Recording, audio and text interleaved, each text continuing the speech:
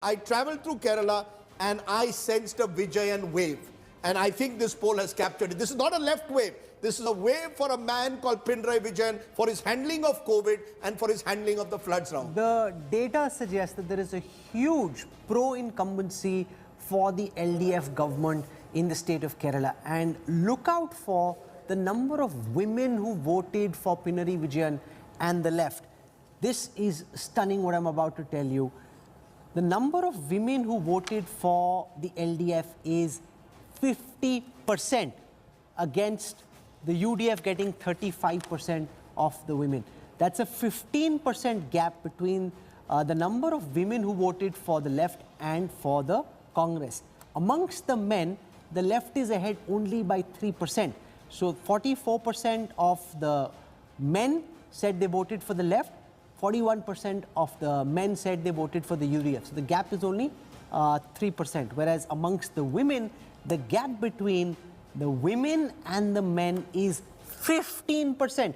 50% of the women saying they voted for the LDF, 35% of the women saying they voted for the UDF. Huge. And the fact is that that food kit scheme, this was not a normal giving just dal, just giving chawal or gehu.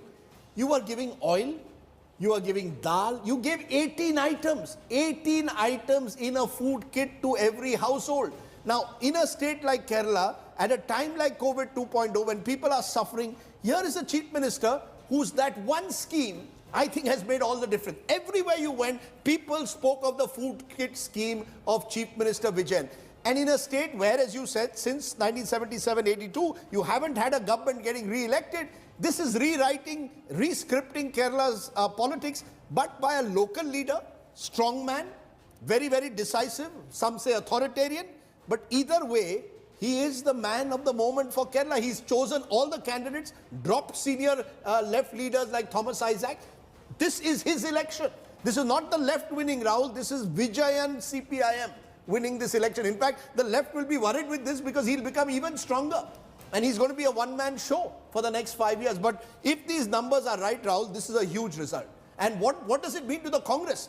Let's try and get a sense of that. This result, if translated Rahul Verma, you want to dive into that because Rahul Gandhi, your namesake, staked a lot of his personal political capital into Sandeep Shastri joining us. Sandeep, these numbers, if they hold, left decimating the Congress, what does it mean for the Congress in particular in a state where Rahul Gandhi is the MP, where he's put a lot of personal capital, where 2 years ago in Lok Sabha they won 19 out of 20 and now it's Vijayan all the way? Rajdeep, if the exit poll numbers hold, I think three things. One, after 4 decades, a ruling party coming back, and never have you seen in the recent past such a gap between the alliances, both in terms of projected seats and in terms of projected votes. The exit poll is showing a gap which is unprecedented in Kerala. I think this implies a serious need for a second look within the Congress about what it's doing in the state. I think the BJP has cut into the UDF vote and not the LDF vote. And what we are seeing in our exit poll is the BJP seems to be stuck at 12%, which is not a significant improvement from the Lok Sabha poll. So I think in that sense, the Congress and the UDF has not got its act together. There has been infighting. Leadership is not very clear on who is the one they are projecting. Whereas on the other hand, the left had a clear leader. They also seem to have not only a good performance in COVID, but also in earlier crises. Right. So in that sense, our exit poll is showing an unprecedented I want to clarify, most other exit polls coming in from the Malayalam channels are showing again a left lead. So it's the trend is clear. We are just giving a sweep. Others are also giving 80 to 85. So Shama Mohamed of the Congress, this could be a huge setback for you.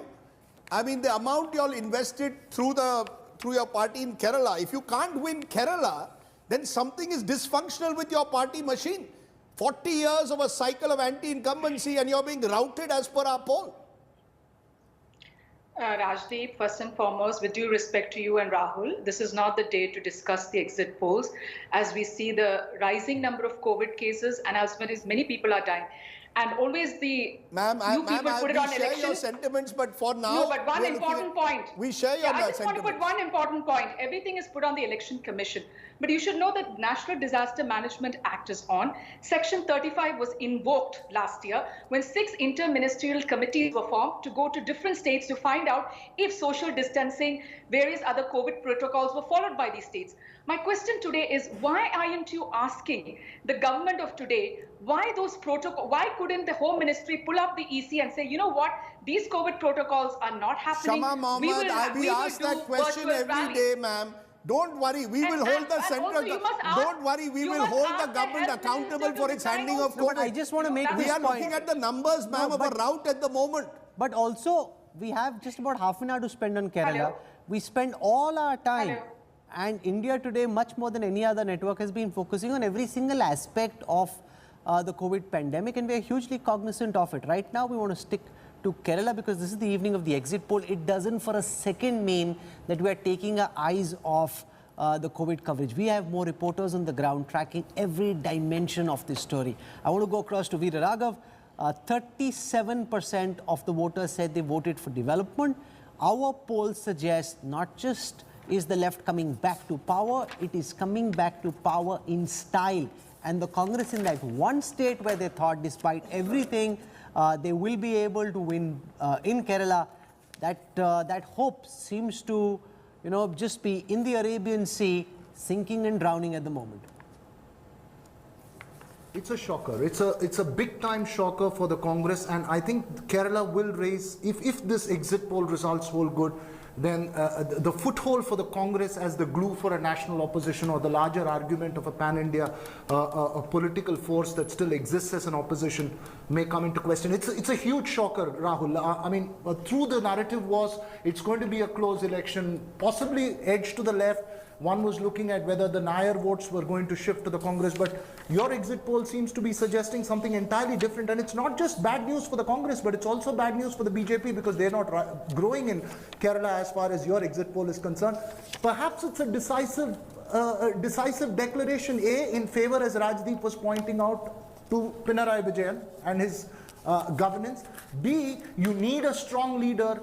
Even those opposed to the BJP at an ideological level would like to consolidate behind a strong leader and don't see a future within the Congress. It's a huge setback for the Congress if this is the